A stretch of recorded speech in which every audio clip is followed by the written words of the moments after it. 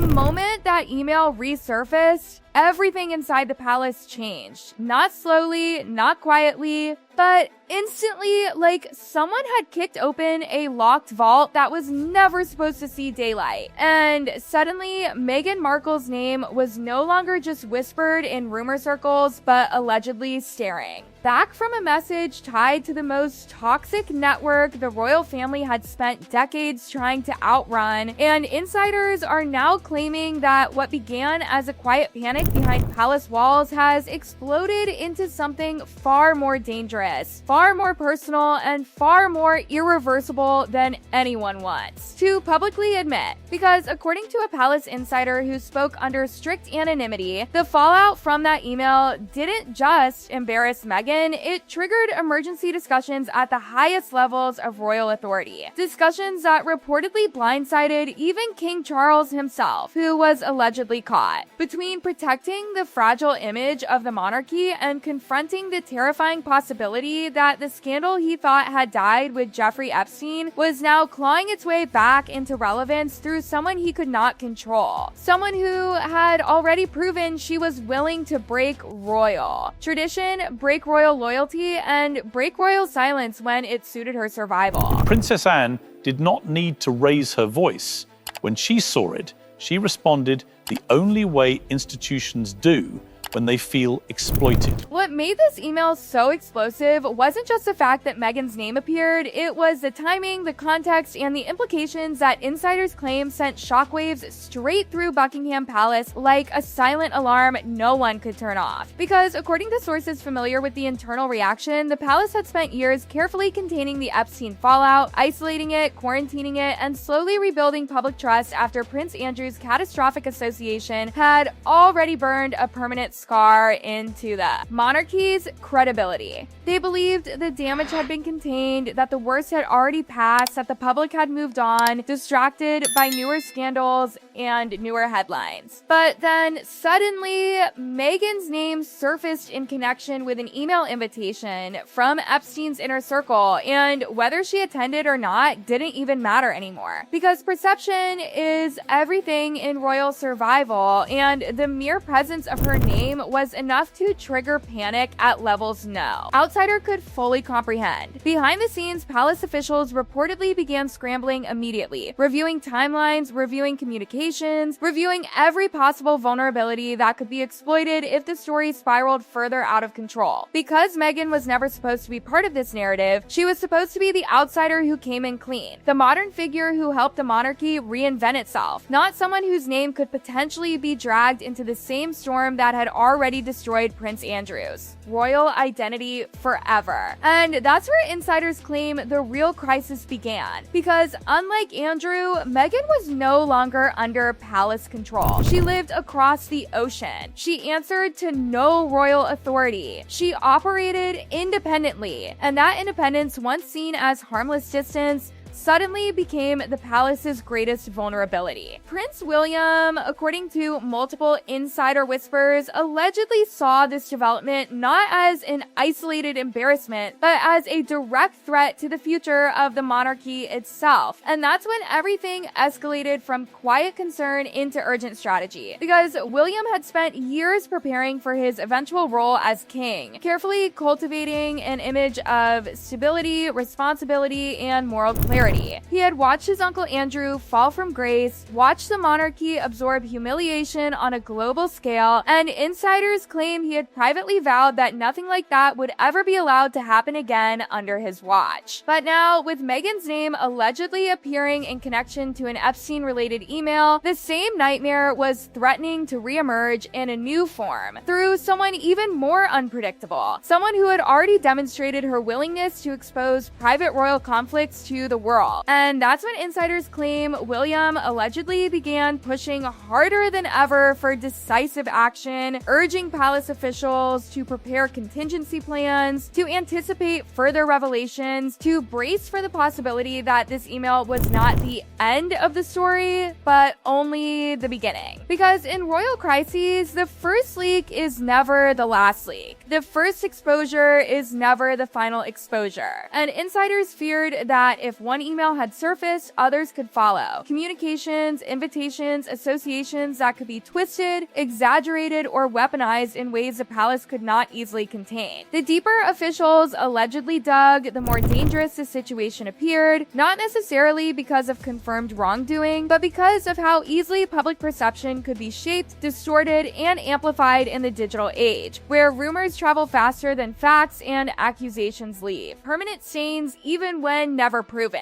And insiders claim that's exactly what terrified palace leadership the most, because Meghan was already one of the most polarizing figures the monarchy had ever seen. She was loved fiercely by supporters and distrusted deeply by critics, and that division made her uniquely vulnerable to becoming the center of a scandal narrative that could spiral beyond anyone's control. And then came the moment insiders say truly ignited palace alarm. The realization that this wasn't just about Meghan anymore, it was about the monarchy's survival in an era where secrets were harder to protect and loyalty was no longer guaranteed. Because Meghan had already broken the ultimate royal rule: silence. She had spoken publicly about internal conflicts, she had challenged royal tradition. She had proven that she could not be relied upon to protect the institution at her own expense. And now, with her name allegedly appearing in this email, insiders feared the worst possible scenario. That if pressure mounted, if scrutiny intensified, if her reputation felt threatened, she might choose to defend herself in ways that could expose even more internal royal vulnerabilities. That fear reportedly forced King Charles into one of the most uncomfortable positions of his reign so far, caught between protecting his son Harry, protecting the monarchy's image, and protecting himself from a scandal that had the potential to redefine his legacy forever. Because Charles understood better than anyone how fragile public trust could be.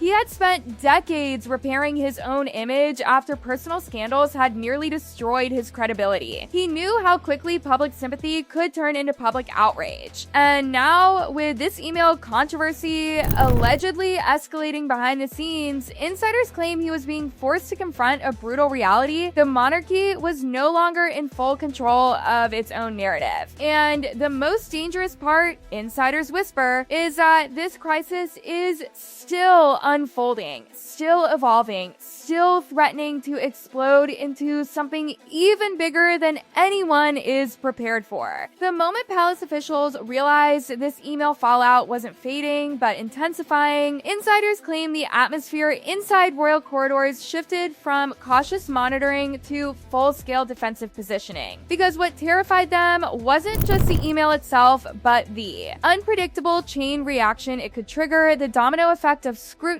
that could expose old wounds, reopen sealed controversies, and drag the monarchy back into a nightmare it had barely survived the first time. Because according to whispers circulating among royal staff, the email had allegedly become a symbol, not of proven guilt, but of vulnerability. A reminder that even distant associations could be twisted into narratives capable of destabilizing public trust in ways the palace could not easily repair. And behind closed doors, insiders claim the question was no longer whether this controversy would affect Meghan, it was how deeply it would affect everyone connected to her, including Prince Harry, whose fragile relationship with the royal family had already been stretched to its breaking point. Because Harry, insiders say, had spent years trying to carve out a new identity outside royal control, trying to build independence, trying to prove he didn't need the institution he had once been born to serve. But this email controversy allegedly dragged him right back into the orbit he thought he had escaped, forcing him to confront a brutal truth that no matter how far he ran, the royal shadow would always follow him, always define him, always threaten to reclaim him when crisis struck. Palace insiders claim that as headlines intensified and speculation spread, Prince William's patience allegedly reached its limit. Because from his perspective, this wasn't just another scandal, it was a direct threat to the stability he had spent his entire adult life trying to protect. He had watched the monarchy endure humiliation after humiliation, watched public confidence fracture, watched the institutions struggle to maintain relevance in a world that was increasingly skeptical of inherited power and royal privilege. And now, insiders claim he feared that Meghan's email controversy could reignite the same public distrust that had nearly dismantled royal credibility during previous scandals. According to insider whispers, William allegedly began pushing for a strategy built not on reaction, but on separation, distancing the monarchy from any narrative it could not control, reinforcing boundaries, reinforcing authority, reinforcing the message that the monarchy's future would not be held hostage by controversies originating outside palace walls.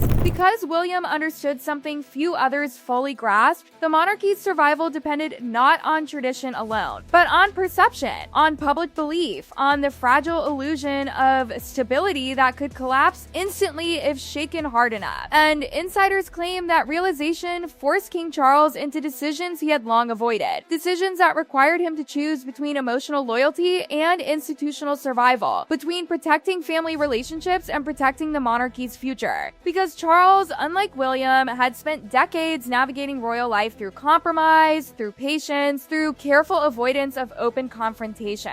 But now, insiders claim the email fallout had created a crisis he could not simply wait out. A crisis that demanded clarity, demanded authority, demanded decisive leadership. Behind the scenes, palace staff allegedly began preparing for worst-case scenarios, reviewing legal protections, reviewing public relations strategies, reviewing every possible contingency in case the controversy escalated further. Because insiders feared that this email might not remain an isolated revelation. They feared additional leaks. They feared additional associations. They feared the unpredictable consequences of a scandal that had already proven its ability to evolve without warning. And at the center of it all remained Meghan, silent publicly, but allegedly the focus of intense private discussion, intense speculation, intense concern. Because insiders claim Meghan's greatest strength had always been her independence, her refusal to be controlled, her willingness to challenge royal expectations. But that same independence, insiders say, had now become the palace's greatest uncertainty, because it meant she could respond in ways no one could anticipate, reveal things no one could contain, reshape narratives no one could reverse. The fear wasn't just about what had already surfaced, it was about what could surface next. Because insiders claim the monarchy had learned a brutal lesson from previous scandals. Secrets don't stay buried forever. They wait. They linger. They resurface when least expected, when defenses are weakest, when consequences are hardest to control. And the email controversy, insiders say, felt like the beginning of something larger, something deeper, something far more dangerous than a single message from the past. At the same time, insiders claim the emotional toll of the crisis was quietly affecting royal relationships in ways the public could not see, reopening tensions that had never fully healed, forcing family members to confront uncomfortable realities about loyalty, trust, and survival within an institution where personal emotion was always secondary to public duty. Because the monarchy was not just a family, it was a symbol, a structure, a machine designed to endure beyond individual scandals, beyond individual reputations, beyond individual lives. But insiders whisper that even machines can fracture under pressure. And as speculation intensified, as rumors spread, as public curiosity grew louder, palace officials allegedly found themselves trapped in an impossible balancing act, trying to protect the monarchy's image without confirming the very fears they were trying to contain, trying to maintain silence, without allowing silence itself to become suspicious. Because silence, insiders say, can be louder than any denial. And in the absence of clear answers, speculation filled the void, transforming uncertainty into suspicion, transforming association into accusation, transforming whispers into headlines that refuse to fade. Insiders claim Prince William understood this better than anyone, understood that the monarchy's greatest enemy was not scandal itself, but loss of control over the narrative. Because once the narrative escapes royal control, once the public begins shaping its own conclusions, once trust begins eroding, restoring stability becomes infinitely harder. And that's why insiders claim this email controversy represents more than just another royal embarrassment. It represents a test, a defining moment that could shape the monarchy's future for years to come. Because if the monarchy survives this crisis intact, it will prove its resilience. But if it fails, if trust fractures beyond repair, if public confidence collapses under the weight of suspicion and controversy, then this email, this single digital message from the past, may ultimately be remembered as the spark that forced the monarchy to confront its most dangerous vulnerability of all, its dependence on secrecy in a world where secrets no longer stay hidden. And insiders say the most chilling truth of all is this: